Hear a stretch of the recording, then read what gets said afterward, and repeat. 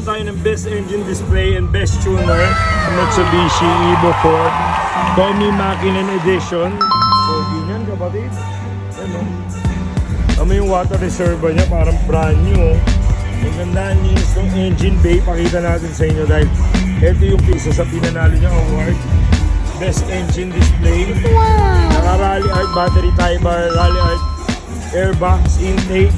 You know, Tommi Makinen, Brembo disc brakes, tapos rally art NK rims. Pogi, pati yung loob, brad. Tommi Makinen edition din yung seats. Gwapo niyan, bro. Evo yan. So the pizza pie Evo. Pogi, kapatid. Ano? Sobrang fresh, sobrang pogi.